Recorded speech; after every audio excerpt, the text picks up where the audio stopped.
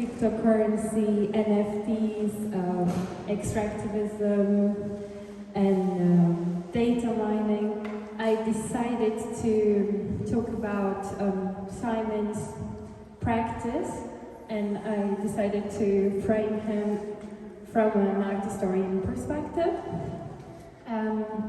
Simon Denny, as you probably see the exhibition, focuses on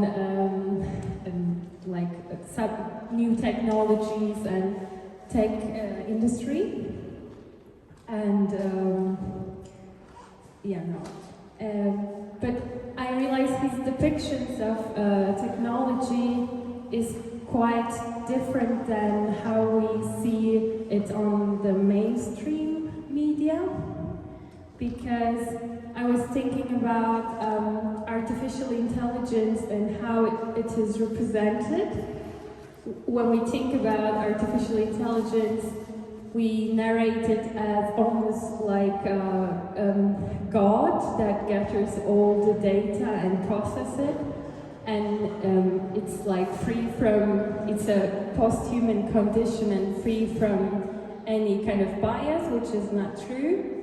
And when we think about robotics and robots, we also think of them as if they will replace human workforce and replace humans. But it's also how the capitalist system hides the fact that the whole system based on human labor. I hope you will agree with my introduction. So I have problems with this mystification of new technologies, and I realized Simon does the contrary. He shows, as you will see, the real actors behind the firms and industry. He communicates the facts through expanding the visual language of art. And I thought it's like, as you say, it's like using the language of commercial display. Yeah, so it's, I think this interest in transparency and making the behind the scenes visible brings his practice close to Kolja Reichert's authorship. Because, initially we invited Kolja Reichert as an art critic and author of this book, Krypto-Kunst, and it might sound very specific subject, but then I started to read his new book, Kann, auch, 50 Fragen an die Kunst, and I realized he has this interest in making our value system in art world visible. So they share this interest of making things transparent and discussing it in a very playful way.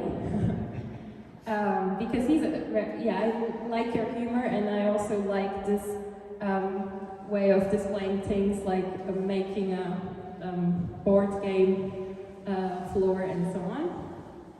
So I think it's my introduction. And I want to ask the first question to Simon.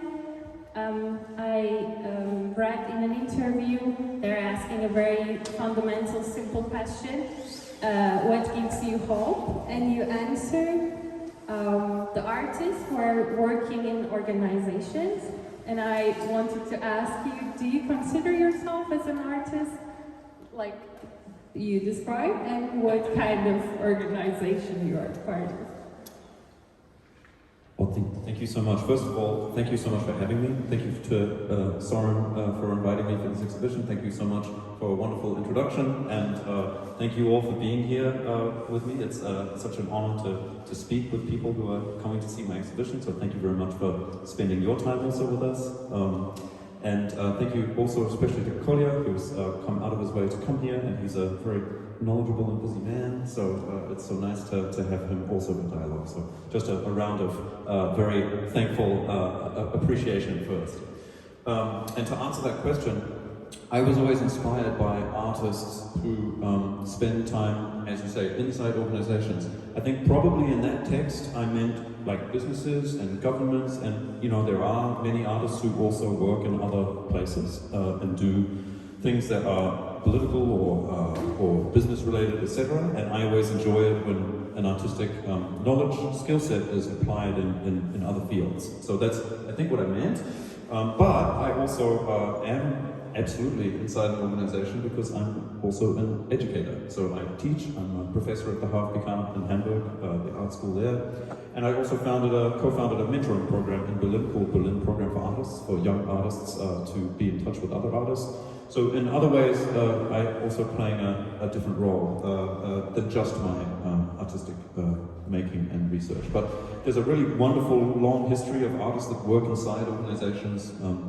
One that often gets talked about is a group that was active in Britain in the 1960s and 70s called Artist Placement Group. It was organized in dialogue with a couple of artists who founded the organization, but then it was also facilitated by the government, where an artist would get a brief placement inside like a business or a governmental organization for a year, and they would be kind of funded to be in that position and dialogue with the organization. So I think these types of things are really interesting when they happen, and yeah, I hope they continue to happen.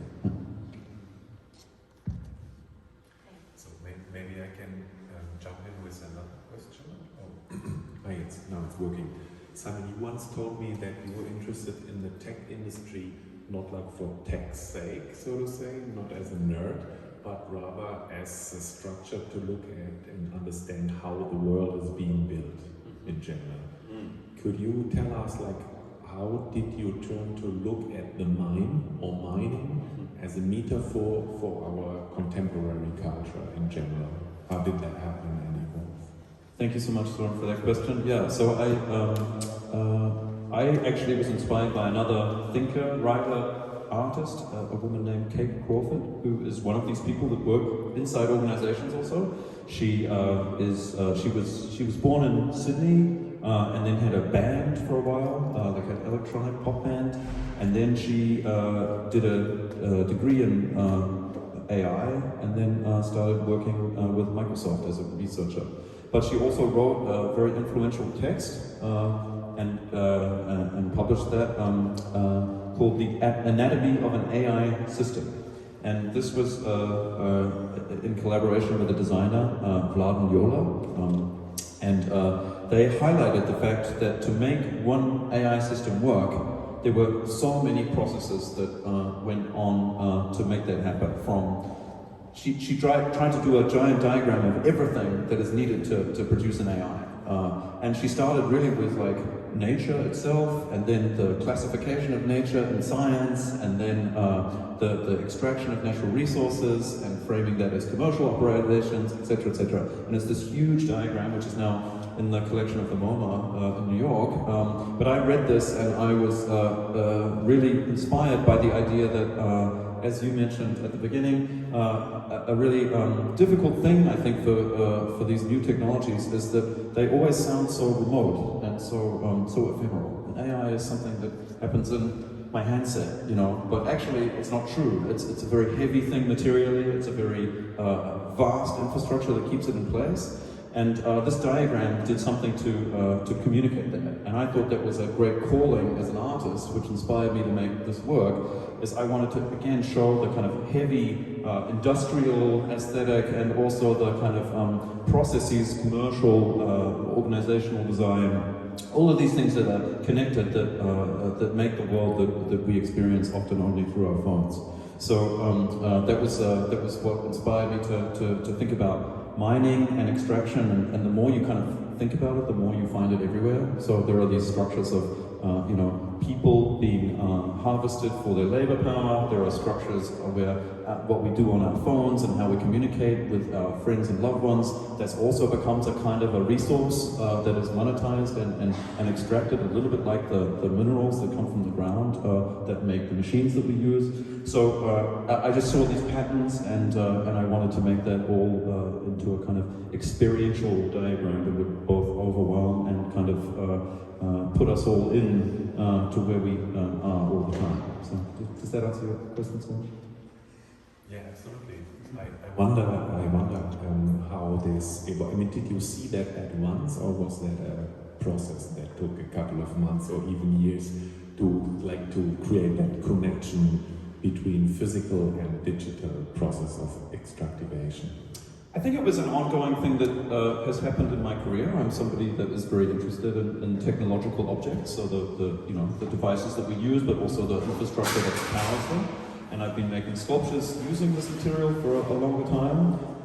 And I think generally the artists that I've started showing in conversation with when I first started making exhibitions, we were all very interested in the internet, but also in what the internet produced in terms of objects. And we were, I think, always very against the idea that the internet is something that doesn't have form, right?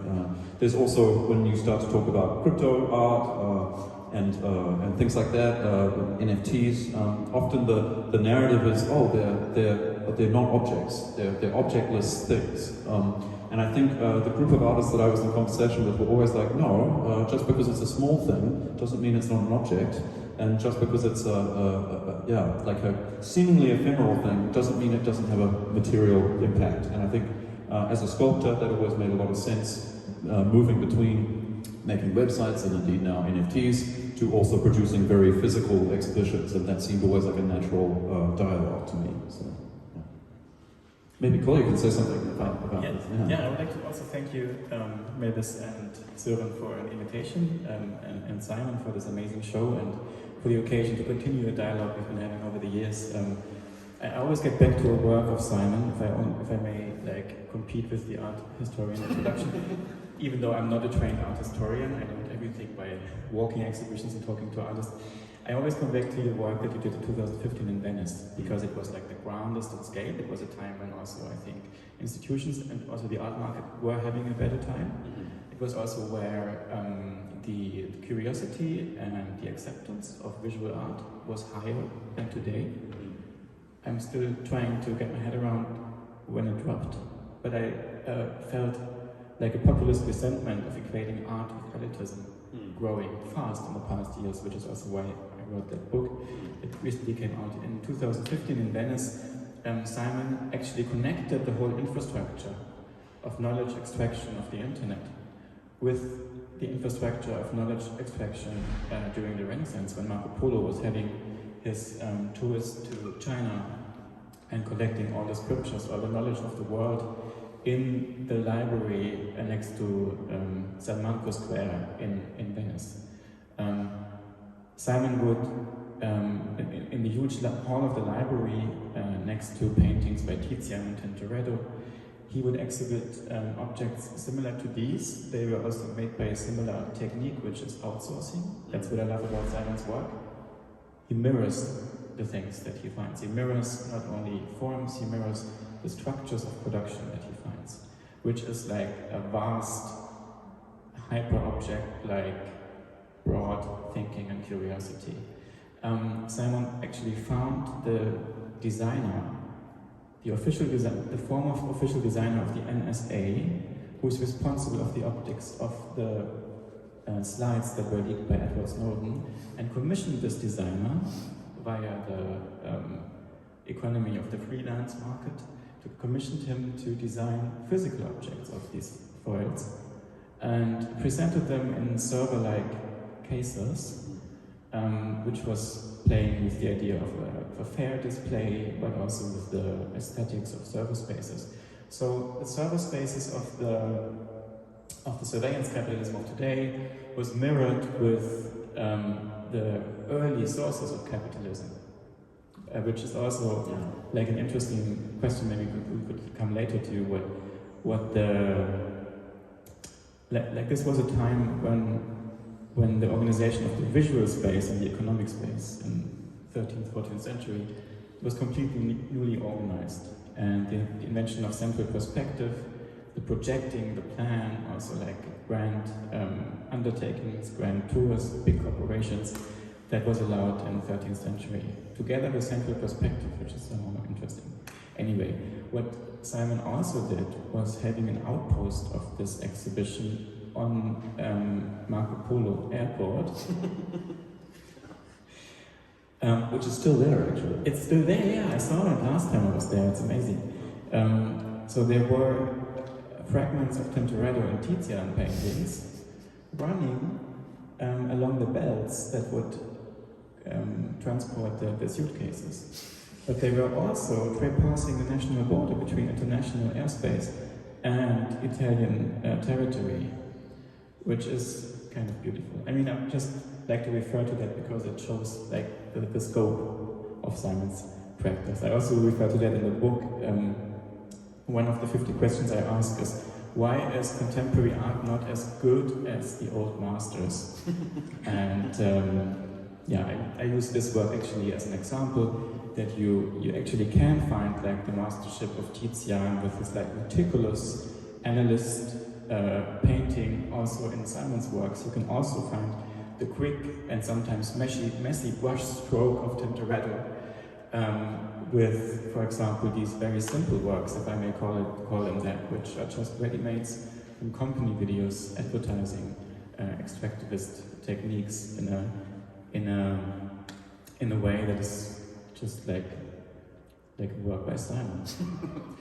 So I would like to ask you, Simon, if you could say if it's true that this technique of mirroring a system to make it possible to understand and relate it to the human measure or the human scope, if the end point of that would actually be to make such a system and to get completely immersed in this economy that you are critiquing.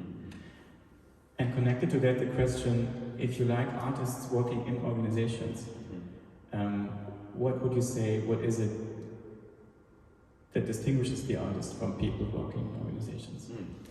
Great questions, and thank you also for that beautiful description of this work that I did in Venice. That's so sweet. And I think that underlined for me also something that you mentioned in the beginning as well.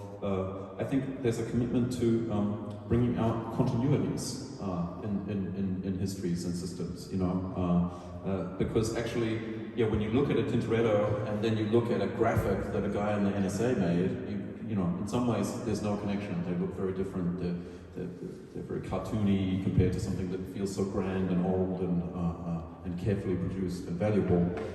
But actually they were used in the same way in some ways, in the kind of valuation and aggrandizing of knowledge and data.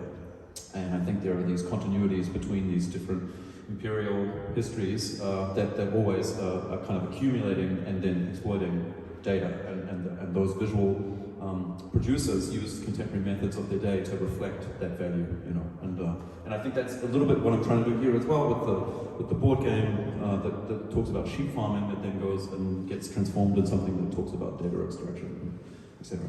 And then now I forgot exactly the question. Oh yeah, organizations. If the end point of your practice might be to actually be completely immersed inside such an organization, well, I would what say the artist distinguishes from somebody who is immersed in.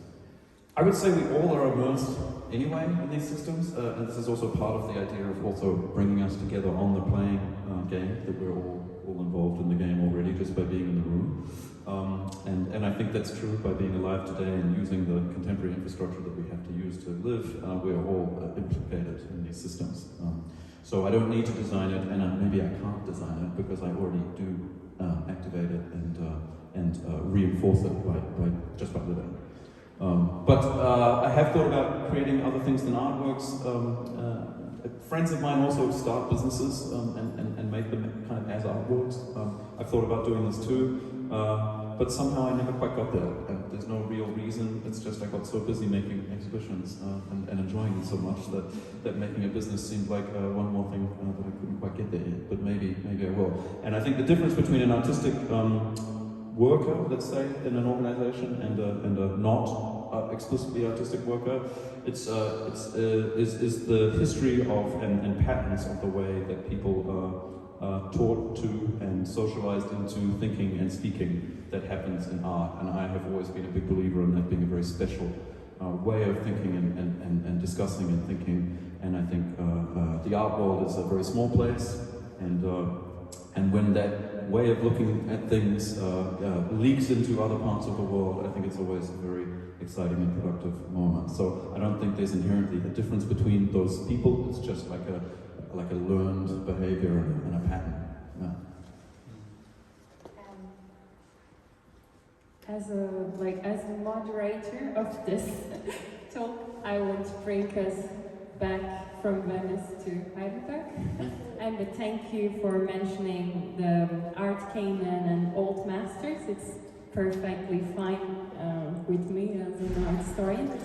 I want to make your question a little bit more precise by asking, by using this comparison between Tintoretto and you. So the art history functions with this big names and one artist canon, which is quite problematic from today's perspective. And I want to ask you a very clear question about the team you worked with for this exhibition, because you had a few people who... So many.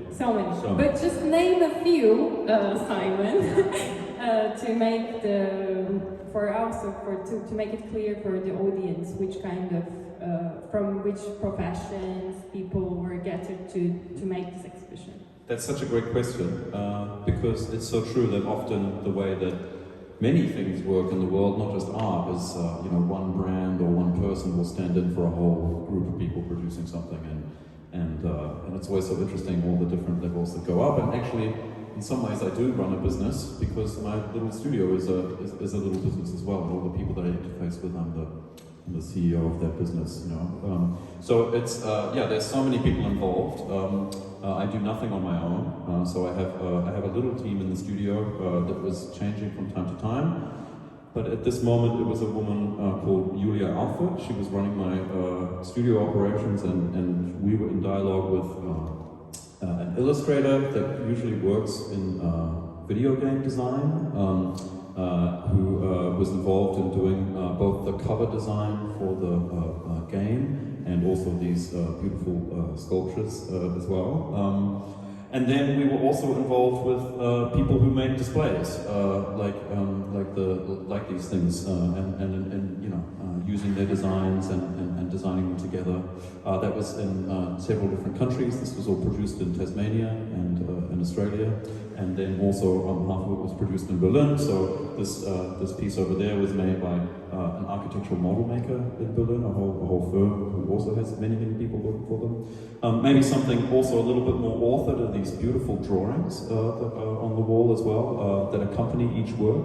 So they're actually produced by a woman in Brisbane called Sharon Gordon, and she is a illustrator and a painter, but she also produces sketches in courtrooms, and that's what these are modeled after.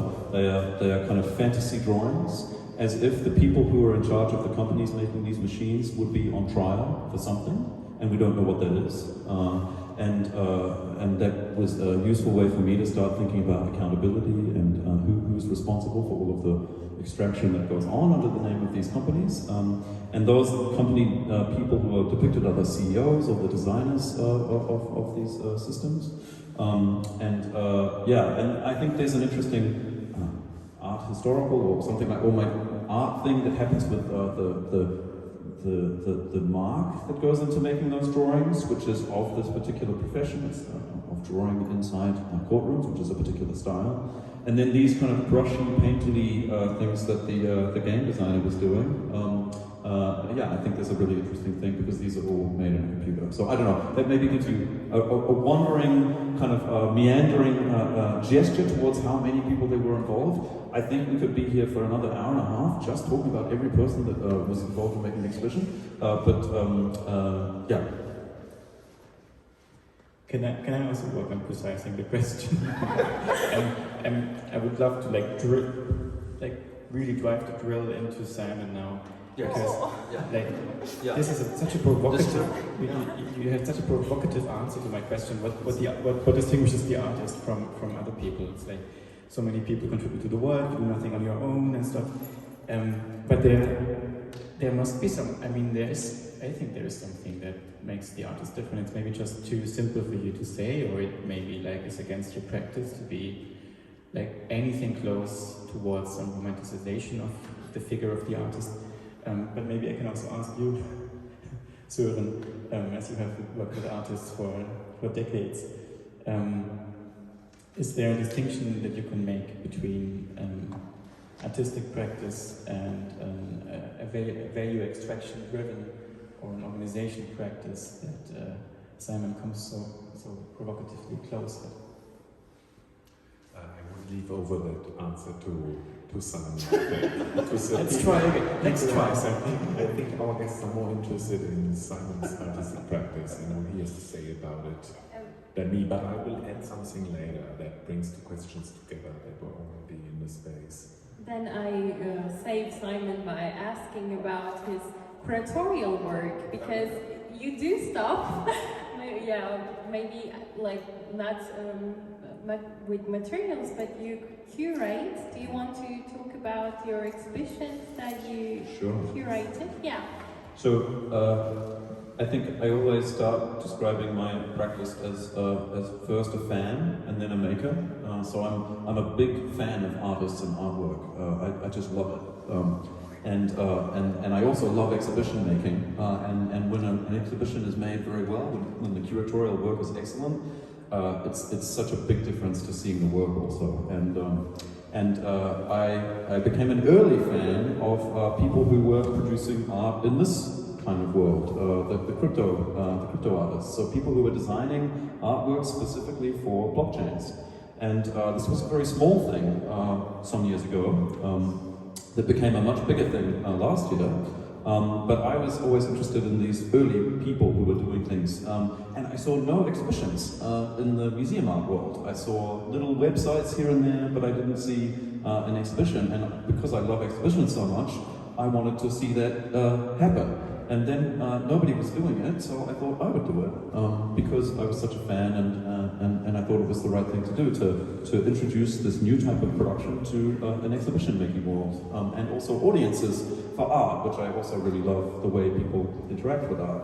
So I curated an exhibition at the Shinko Pavilion in Berlin in 2018 called Proof of Work, which looked at early crypto artists that I became friendly with. And then I made a follow-up to that exhibition called Proof of Stake at the Kunstverein in Hamburg last year, which looked even more to connect the work being done by crypto artists to other art practices and thematically connect them. So that's why I curate. That's how I came to it, and those are, I think, the two serious exhibitions that I've done. And they were both great. And what I loved about the Shinko Pavilion exhibition was that you actually took the idea of proof of work and made it the structural model of curation. So you would distribute curatorship. You would have each artist involved choosing another one, thereby building a blockchain that builds on each other, thereby like giving up control, which is nice. Proof of stake was great, not only because it was really like comprehensive and how diverse the practices were based on Web3 based art, but also how with the work of Timothy Kann, the two of you managed to actually blend the space of the Colonial Ethnographic Museum with this like allegedly immaterial space of Web3. And there was also in both exhibitions this a certain feel of like disillusion and transparency, because it was not like tangible statements or objects being exhibited, but structures. Can I jump in terms of structure? structures and come back to this Tintoretto comparison. maybe that's a completely Not unnecessary embarrassing at all comparison. We're giving you a lot. I wonder why you chose Tintoretto, because I would rather make this comparison with Canaletto. Because Canaletto, through painting the channels, he looks at many things you look at a macro structure. The city almost appears like a circuit board in Canaletto's visions, yeah? And it's about transport, it's about trade, it's about how organizations are built up. I think that's very much what your work is about, this macro structure. But also what strikes me, I don't know many people who work on this macro level, but then are able to zoom in. For example, Canaletto almost never, you can zoom in very well, and then you have suddenly these two people leading a dialogue. And I wonder, when did you start to zoom in from the macro level to really looking at particular people in the backdrop of organizations who really are responsible for this or that decision, yeah? We see a spokesman of one company next trial drawing. How did you find out about this particular CEO? How did you get an interest? And sometimes I have to think of Liam Gilling as well, who also looked at side figures of history, and by looking at them, you find out things are not natural, they're always constructed, they're always made, and there's always certain particular individuals behind it in the end. How and when did that slip into your work? Well, that was very natural in some ways for me, or very unconscious, should I say. As when I first started to be interested in making art about technology, I did it because I was obsessed with my laptop. I had just moved away from New Zealand, where I grew up, and I started to study in Frankfurt. And it was the time when the iPhone was coming out, and it was the time when suddenly I moved, and my most important object in my life was my laptop. And I started to think about who designed this thing and why they designed it in the way that it was designed. And then I started to look at, Steve Jobs and the history of Apple. That started there, but then I realized there were many different actors making decisions that influenced what I could do and why I could do it this way and not that way. And then I started to get very seriously interested in the kind of business literature around technology entrepreneurs, because it seemed to me that their worldview was so important in my life, but not because I chose to be that way, but just because they made all the stuff that I use. So that's what got me first attracted to listening to and trying to understand the way that people who are business entrepreneurs in technology think about the world, and then tell us that this is the way to think about the world. I tried to kind of go into these stories a little bit more, and that's also when I started to look at very specific figures, because I started to move from behind the object and then behind the brand into the people that tell the stories that kind of bring those things together. And I think with my work, I always try and have this tension between a very specific example. So, for example, this object here is made after a particular satellite, which is used in mining. But I think it also stands in for a piece of infrastructure in a large system. So I often think there's this tension between a very particular example, which is real often. I often reflect, it's not an impression of many satellites, it's one particular satellite. But then that acts as a jumping off point for thinking about satellites in general and their role in infrastructure. But you're not only looking at people who build the systems, but also people who, through their practice, show and use the failure of systems, right? Like King.com, or can you talk about this and why that is so interesting? So, this is referencing another exhibition I made 10 years ago, something like that, which was about an entrepreneur that was born in Kiel, actually, in Germany, and made a website that I was using a lot at the time called Mega Upload, or Mega Video, to stream a bunch of stuff. And then all of a sudden he was all over the newspapers, especially in New Zealand, where I grew up, because it turns out he was living there.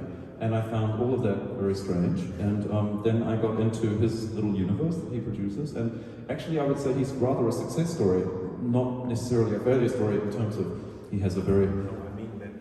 His success is based on finding a gap or a failure in the system. Oh, yeah. To make a business model out of it. That's right. Like the guy in Tasmania. That's who right. finds this algorithm that then breaks all poker casino online algorithms. Exactly. Yeah, right. So that's true. So he found a way to make a streaming service that then was very lucrative to put ads on top of, right? And this was kind of like a hack of a system, and it was a way to produce value out of a vulnerability. And this is a very, I think, if I can say so, like a kind of engineering or a kind of a gaming-like mindset where you kind of look into various things and try and find the vulnerability to exploit. And I find that a very prevalent attitude in business design, but also in systems design. And I think this is a very important thing that I'd like to reflect in figures like this. Yeah. Do we have other questions from our audience? Actually, yes. I really like the idea. It was actually my idea to tell everyone we are in the game, doing like using this situation that we are on this floor of board game, and again, from an art historian perspective, what you do here is an installation. But you don't shy away from becoming an actor in the new stuff as well. So you didn't only curate crypto art, you also made some NFTs. But before we talk about like crypto art, can you explain it very simple way for the audience what it is and how you decide to make NFTs? For your own work? Absolutely. This is a question that I often get asked because people find the crypto art a little bit confusing, which is also why I guess Kolja wrote this book. It needs a little bit of public service in order to become accessible often. But basically, blockchain is a mechanism which is like a spreadsheet. So it's like a record of stuff that happened, specifically transactions. So the blockchain in Bitcoin, which is the first blockchain, says this wallet sent this amount of money to this other wallet at this time, and then it goes to a next one, and then it goes to a next one. So it's just a public spreadsheet. That's kind of what a blockchain is. And artists were thinking about how to use that for art for ever since it was sort of invented and popularized. And they thought, instead of just holding these transaction records in this public spreadsheet, what would happen if you also pointed to a JPEG that was transferred? So not money, but this JPEG was transferred from this wallet to this wallet at this time. And that's kind of what an NFT is. It's a way of keeping track of who owns what and who gave what to what when. So it's in some ways kind of simple. It's just a record. But what it enables is for people to be able to buy and sell JPEGs or digital assets, which is kind of a new thing because since we've had the internet, we're all used to being able to just take stuff, and it was sort of a commons, if you will. And now you have the infrastructure to say this person owns that JPEG, and that's a very interesting mechanism. So that's what an NFT is. If that explains it a little bit. Not at all. No. We have some audience. No. Okay. Maybe soon. I actually want to know, what time is it? I'm so sorry because I was asking it's time. It's 20 to 2, 20 to 3. We've got plenty of time. Okay, plenty of time. But I have one more provocative question about your NFTs. Yes. But because when we install the sculptures, we realize how not handy they are, how hard they are to collect as objects. Nightmare. We Absolute nightmare. Yeah. But you made NFTs of them. Not of these. But some. No, not the. Of these miners. Yeah. Mining. Okay. So I'm bad informed. No. But my question is still functions in a broader sense. Making JPEGs of your own work as NFT, isn't it a form of self-extractivist? You know, It could be, yeah. But this is maybe a good point to bounce off to also point to, I think, something that Kolja mentions in his book. There's a difference between taking an image of an existing artwork, like a photo of a painting from a museum, and selling that image as an artwork, than there is for artists who design new works to fit the mechanisms and the way that blockchains function with, right? And I try to make this distinction, and I think Kolja does too, in my curating, where I was interested not in people who were just selling JPEGs as images of other artworks, more they were designing new experiences that reflected the particularities of that infrastructure, right? So, like artists were making artworks for the web in the 90s, where they were making artistic websites that could only exist as websites. There are also many artists who are making projects for blockchains and as NFTs that really only make sense as NFTs. That couldn't be a different type of art because they're designed for that infrastructure. They're designed for the way that people interact with it. Which could be a criteria of a good NFT. Some might make that claim, yeah. If you apply the valid, like the traditional criteria of art judgment, it would be like every element has to be necessary, every element has to pay tribute to the conditions of its own being made or being present, and that's why you could say good NFT art cannot be to just take some song or video that you could also trade otherwise and connect it to an NFT, but a good NFT is a work that really makes transparent the conditions of its possibility. Which you could say Simon did. It's a very complicated NFT. I think the NFT offset NFT, where he would buy on eBay these graphic processors that are very good for mining physical objects, use them to actually mint his NFT. The NFT was connected to a little animation that shows a rendering of the object, but with at the point of purchase, the object would be, like the owner would get this entry in the communal ledger of the blockchain, but the object would be given by Simon to Oxford University to serve, to improve the infrastructure for calculations for climate change. Exactly. You could maybe you would have like a quicker description of it, but that's kind of it. It's complicated. Yeah. And it didn't generate more value than your sculptures, I think. Like it wasn't like some same, yeah. It was lower in price, I think, than Kevin Aber's like romanticized photos of a rose, but before background, or lots of other shit that was being sold in March 2021. But there's simpler examples. Thank you for bringing that up. But just to make this also clear, an example of an NFT that works perfectly to show why it could only be an NFT as an artwork is an artwork by a young artist living in Berlin called Sarah Friend. Great name. She's also a friend of mine. And she designed an artwork called Lifetimes, or no, Life Forms, where you buy an NFT, which is a little glowing graphic, and it only will it will die. It will self-destruct after a period of 3 months, unless you give it away. So unless you transfer it into a new wallet, it will delete itself in 3 months. And that is a very simple example, I think, of an artwork that could only exist with the blockchain and is made for the blockchain. And it also is a very beautiful, I think, metaphor for the way that we collectively care for things. But it's also interesting because it's kind of anti-speculative, and often we associate the NFT space with very expensive JPEGs and maybe overvalued JPEGs. And this was a piece of art that was designed for the system that you can't actually keep forever. There's no monetary value to these things, even though they use this network. So I think that's a good example of really Krypto-Kunst, so to speak.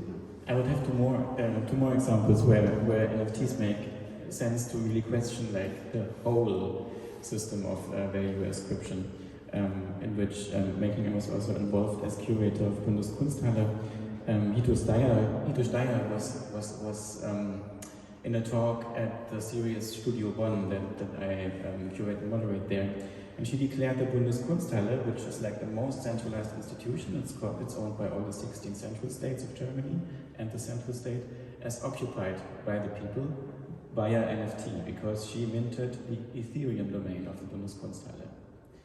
It was kind of a joke on any NFT, because like if Hito can do such a thing, she also minted the whole artwork world, she minted a Humboldt Forum. If she can do that, then you can then the whole question what an NFT actually is and what value it holds is completely open, right? And then another one that Renzo Martens and artists from Congo presented in June at Studio Bonn. It's 360 NFTs of a sculpture that comes from the region these artists work at, but is in a museum in Virginia.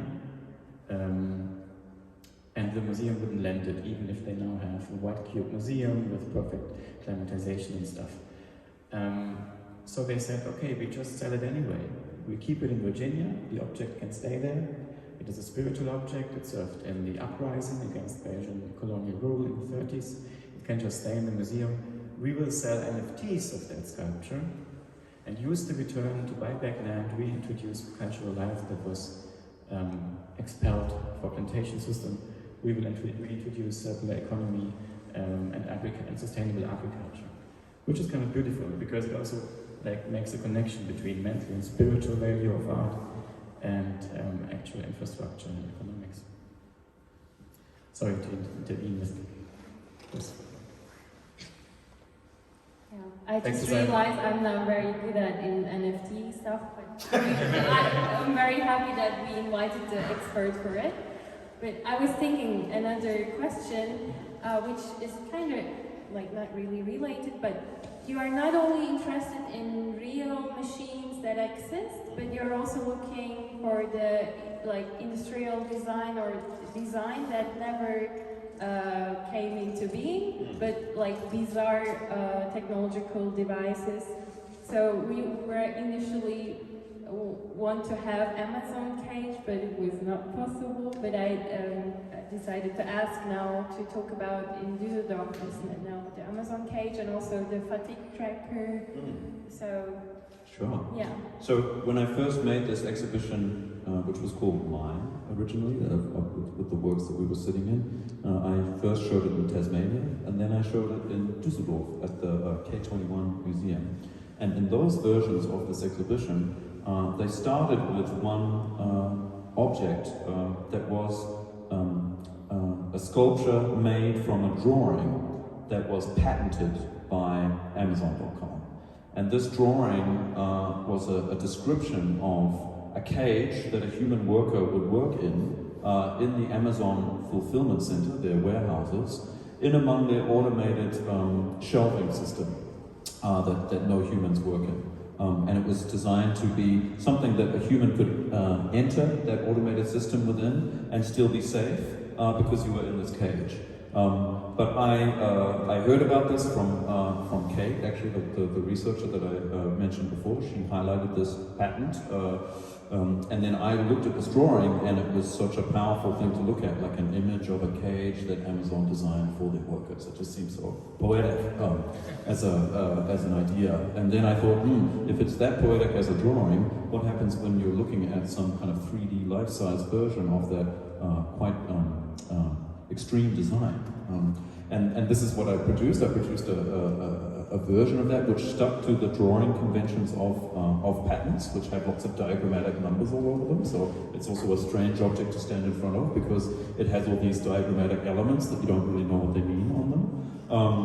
And then I also made an augmented reality app for people using Apple devices, where if you held your phone up in front of this cage, you also see a little bird flying around inside the cage.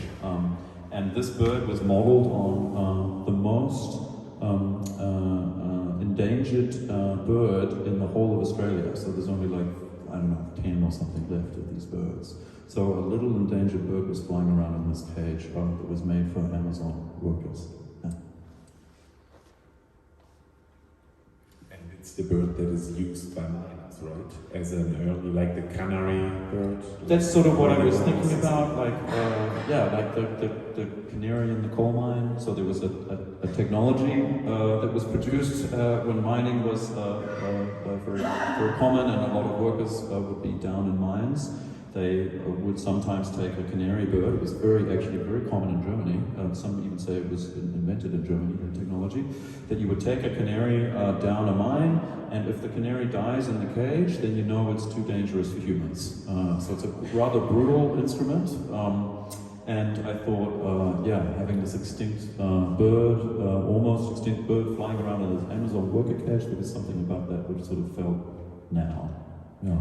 You know, Simon, when we made a version of that Amazon worker cage in the Basel Museum for an exhibition in 2019, and what's so stunning about it, it's the cage can be opened and closed by pin pads, and it has a pin code. But the thing is, the pin code is on the outside of the cage. Yeah. So how can the worker? Yeah. Did you ever try? I mean, it's too dark to even think about. Yeah, but you would never mention this, and I think that's so great. It's true. It would be too market prop for you probably, but it can be seen through the rendering. Well, it was Amazon's design, So I have a question for Simon. Do you have different levels of attachment to certain works? Like, is there a difference between, for example, these very, to call them simple, like you take company advertisement as a ready-made and make a little collage, and it's done in comparison, for example, to what you did in Venice, or the Expecto board game, where there's a lot of thought that went in. Not to say that there didn't. But like, is there a difference between works that you felt like you went through a mining drill hole as a canary and you survived, and others that were more like guiding, navigating systems for you to find the way? I mean, working as an artist is a little bit like doing other things in some ways, I think, in that some things are really easy, and you just do them and they work, and other things you have to work at forever and it still doesn't work. And I think there's a range of involvement in the levels of investment and time that went into various different works. Certainly some things happen very quickly and seemingly easily, and other things take a lot of investment and money and support and organization. But I guess I go through my own little kind of love cycle with works where when I'm making them, I'm often obsessed with producing them, whether they're quick or long. I then go through periods of difficulty and achieve them, and then when you launch them, I'm kind of very happy. And then sometimes after that, I get a little bit unhappy with them, and then I hate them for a little bit. But then some years later, I kind of come back and like them again. So I'm always in a very ambivalent love-hate relationship with all of the work that I've produced, and it often changes actually. So, what would you say? What distinguishes an artist from a person who builds infrastructures or works in an organization? I would say that it's again how people have been socialized into thinking and behaving, which makes the difference. I think you gave an answer before without intention when you described how you were discovering your laptop as the most important thing in your life. I would say the difference is between people who built this laptop and were success-driven and were like enthusiastic about the possibilities that they found and used, and like creating better laptops and stuff. The difference to the artist is that the artist would actually sit there like you did and were like, okay, why does it look that way? What got into it? It's like going the opposite direction, kind of, right? Like some people reverse engineering. Reverse engineering, absolutely. Reverse engineering, but not only of the object, but also of the ideologies that went in, the foundations of the aesthetics that it caters to, all the things that you should not be aware of when you build them, because then you would maybe never build a company, right? Maybe it's also criticality, and maybe as an artist it's a little bit like with these figures we talked before, like looking for the vulnerability and by that dismantling. Yeah, it's funny. I I never think of myself as explicitly critical. I just think of myself as curious, and I want the whole story. But should we? Well, criticality isn't critical. That's true. That's a different thing. It means looking at the point where the whole system arose. That's it's such like a great the distinction. sand pit in the last sand piece from top, and then it all starts to move. Like on the beach when we were children. Yeah, I will return to audience now, but with the remark, because how interesting experience it is when you see a very interesting fact about the system or industrial design in a form of artwork and how it changed people's minds. So I realized it's a great thing what you're doing as an artist. And then I asked myself, here in Heidelberg, as a city which is known for its oldest university in Germany, if we have like science communication, or because I realized how important it is to look at the actuality, but also science history and how to communicate science. So it's an inspirational remark to the audience in Heidelberg. And now I will ask you if you have any questions. And yeah. I'm the guy who passes on the mic. Thank you so much. Thanks. Yeah, I have kind of like technical question regarding NFTs. Yeah. I'm not like super knowledgeable on this topic, but sure. Just wonder if any one of you like knows if it's like this, that when you have an NFT, that the actual NFT is not like the JPEG itself, if you have an image file, for example, that is stored directly on the blockchain, but rather like it's the link to the image on a server. So, for example, if someone would just exchange the image that lies on the server for another image, would this actually change the NFT? Is that correct? I can speak to that very well, actually, because I did an artwork which is exactly this. So I swapped out an image on an old token for a new image and then claimed it as a new NFT. So that was I sort of thought it was time traveling in a way. But yeah, there's actually a few different things to pull apart here. What you described is technically true, that the ledger, if I return to my original description, the spreadsheet has in it like a link, an entry that points to an asset which is not in the spreadsheet itself, right? So that is often the case, and with most NFTs, it is the case that you know the entry registry on the spreadsheet, so to speak, just says this wallet owns this thing, but this thing is stored somewhere else, basically. So that's correct what you're saying. But that's not true for all NFTs. Some NFTs actually make their work as entries in the spreadsheet. So that's called like on-chain art. And there are many examples of work that there is no external thing that's pointed to. It's actually in the blockchain entry itself. And these are simple things, small things, often text-based or very basic graphics that are produced and held on the blockchain.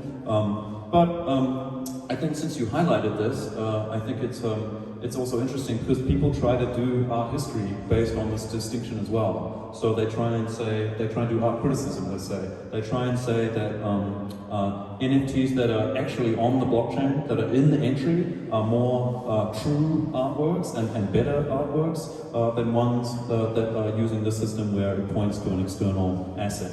And I find that a rather annoying distinction, rather modernist, if you will, for those who are in the art historical world. Kolja, do you have some thoughts on this? Well, we share our devotion to postmodernism, and I would agree. It really depends on each singular case, and that's what we have art criticism for, to really go into each singular case and not make rules about everything. Yeah, maybe one more thing about this this external JPEG problem. This is something that people really often talk about and struggle with, and often they find it delegitimizes the idea of having a NFT in the first place, because if it's not in the entry, then what's the whole point? That's often a question which is raised. But I guess this is very often the case with ownership. You know, if I own a piece of land, the piece of land is not in the land registry, it's pointed to in the land registry, right? So that's actually a very old problem. And the whole reason why land registries work is because everybody can draw it and look at it, and it's verified by people that are claiming to keep it safe and fair, etc., etc. So in that way, it's a very old system, a registry of who owns what. It doesn't have to contain the thing that you own it. It's just the registry. Yeah.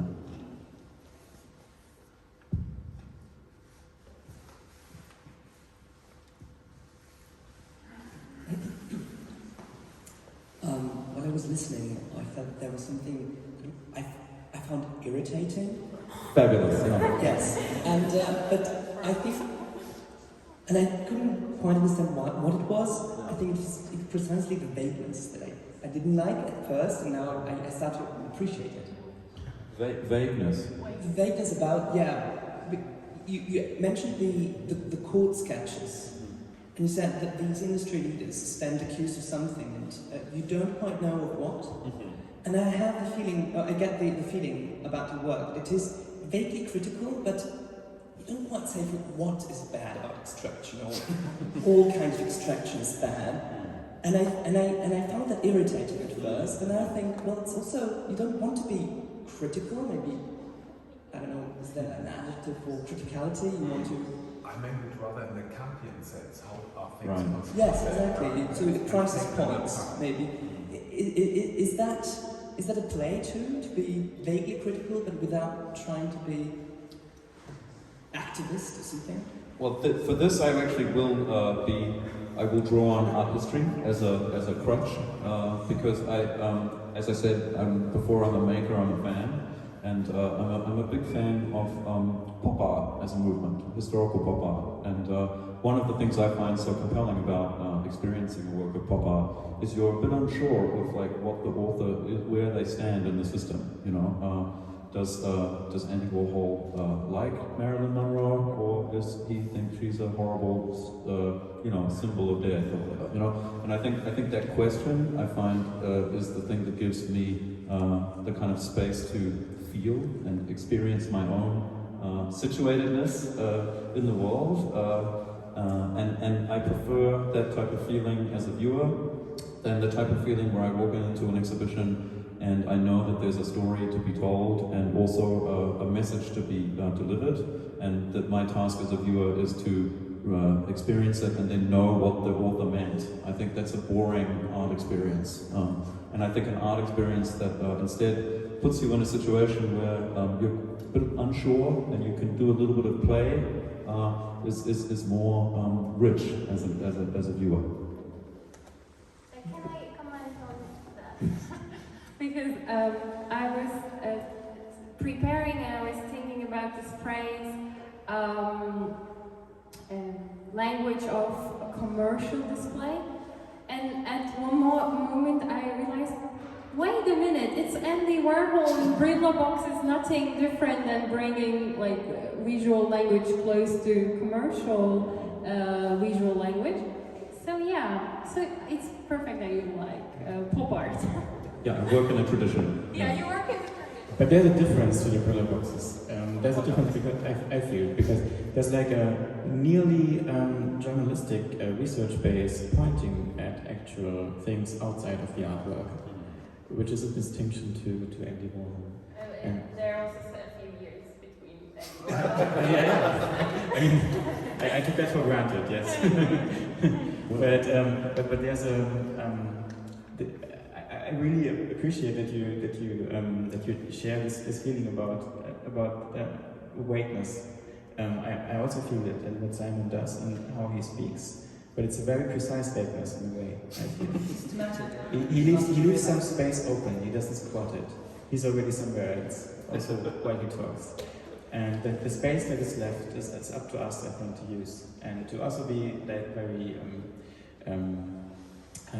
strict and like test. Like, is Simon being precise here, or is he maybe vague or blurry? But it's a productive vagueness in a way, I feel, that it's not catering, it's not giving to an extractive system of exoticizing the artist or the artwork. It is painful in the way that it shows and works that still has to be done. Well, there's a lot of vagueness, yeah, but then on the other hand, I mean, you also put real people on trial here. Yeah, that's so violent, huh? Yeah, and Warhol puts them in a car crash if he doesn't like them. But or you have the pin cap on the outside. So I think in the details, in the end there are some quite clear moments as well. Not too many, luckily. But I wouldn't say that it's that it's vague on every level. That there's a vagueness on every level. I think someone. Our specialist for post-apocalyptic studies. Perfect. Indeed, I love that. The questions I promised to ask tough questions on NFTs, so I will skip that probably. Yeah. And coming back to the topic, extractivism, and it very much touches on your questions and some aspects you already mentioned, the duality basically. Yeah. So extracting resources is destroying worlds, and it can be seen it's destroying indigenous populations and ecosystems, and all these things are horrible things. But it's also building worlds. In the original sense, like you're using resources to build something up, and I'm not talking about the perverted, industrial, capitalized version, but throughout human history. And you very much, I guess, on purpose picked on that with the whole board game metaphor, since resource harvesting and then building things is probably the gaming mechanism for whatever, more than half of all existing board games. And so adding on this question of the vagueness, how did you think about these two perspectives when you were doing your research, when you're working on these pieces, and you mentioned that like the people doing it, they probably have good intentions. I want to build new things, I want to develop new technology.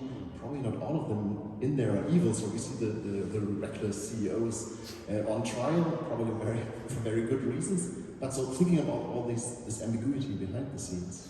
Yeah, I mean, I think you describe it very eloquently, and there's not so much I can add to that. That's very much the case. That I think that's also true with just experiencing life as we go through it. There's things that we find we get excited about and think are great, and then you look a little deeper, and there's some darker sides to them. And I think that's sort of from my perspective the experience of sort of living. You know, it's both exciting and awe-inspiring. Also, all the things that people have built or will build or do build are so amazing. But then there's also these other sides that are always so problematic as well. And I think going between these feelings of awe and kind of apprehension is something that I strongly identify with, and I hope to translate into the work also. Thank you for that. Yeah. Yeah, since we spoke a little bit now about criticality and what you put on display here, I was wondering if you can speak a little bit more about what we see upstairs and what the connection is. You mentioned already ownership is something I think that connects, if you think of these two floors, but also the works. And if you think about, is it correct if I would say you present up there maybe a different way of engaging, or what people are doing with data and what is being shown here, would you make a strong distinction? Or? Thank you for that question. So upstairs comes from a different exhibition actually. It's two exhibitions that parts of works are brought together. And upstairs, the exhibition that was made actually before I produced this one. It was, and they used the mining computers that run Bitcoin as kind of centerpieces of some sculptures that are kind of put on these bespoke kind of pedestals that are produced from giant server computer architecture. So there's, for me, I think of those objects as a kind of technical and hardware sculpture for decentralized computing and centralized computing, which are two different parts and have these tensions between them. And then there are diagrammatic collage pieces on the wall that are printed on top of Game of Life board games. And those take moments in arguments around the emergence of blockchains and cryptocurrencies and distills them into sort of diagrammatic maps of opinion, of different opinions that we're kind of forming. So one of them is a kind of celebration of a kind of plentiful future where everybody owns what we produce, a kind of crypto-communism in a way, and it sort of extends that and exaggerates it throughout the board game. And then the other one is a strong criticism of how all crypto and claims to decentralization is false, and they're actually all Ponzi schemes. And I think these represent a little bit the tension between people's thoughts on it. And I think bringing these two shows together for me in the Merge exhibition, bringing them together, is also highlighting that both of these are sort of talking about mining. So these are crypto miners, and we're in a space with mining machines, and I guess it's again back to the earlier reflections about continuity. I try to show that this mining metaphor is used in industries again and again. I think you made it quite clear that you combined, like in one sculpture, you show both aspects of what people criticize, but also what it can be presented as something that people are euphoric about it. So Yeah. I maybe don't want to comment more on it, but I would be interested to hear if you would say you would be optimistic about Web3 or the idea of Web3, or where do you think this is going? Yeah, that's a great question. I think the emergent crypto-enabled web, sometimes referred to as Web3, is a very exciting design space for an artist, because there's these new forms of art that you can make, like NFTs, and that is always very exciting when new people start making new art with new types of technology. I find that a wonderful thing. And I also relate to the idea that Web3 often claims, which we're used to using Google and Facebook and Amazon and these kind of big monopolistic companies that harvest our data, and why don't we own our data and have a system that is where we can own some of the value that we produce instead of the larger companies owning all of the value that we produce. And that's the promise of Web3, the idea that if you have these ways of gathering and keeping little pieces of financial value that are connected to your own activity, then you can also profit like the bigger companies do. Now, so I am excited and optimistic about that story, because I hate the fact that I do all this sociality and then somebody else harvests the value. That's annoying, and I want to keep some of that value. But I also am aware that that's not always the way that it plays out. And Web 2 also claimed to make it easy to share, offered us all opportunities to be publishers of our own work, etc., take out the middleman, and then it turned into the situation we have today. So I think I'm equally optimistic and apprehensive. Yeah. Since our guest should go back to Berlin, I'm ending the panel. And if you want to look at Kolja Reichert's book, you can find it in over there, and you can purchase them as well. Thank you for coming today, and thank you, Simon, for being with us and for this wonderful exhibition. Thank you all so much. I feel so honored to be here, and thank you for this wonderful conversation. And thank you all for spending time entering my little world of craziness. So I really appreciate it. Yeah.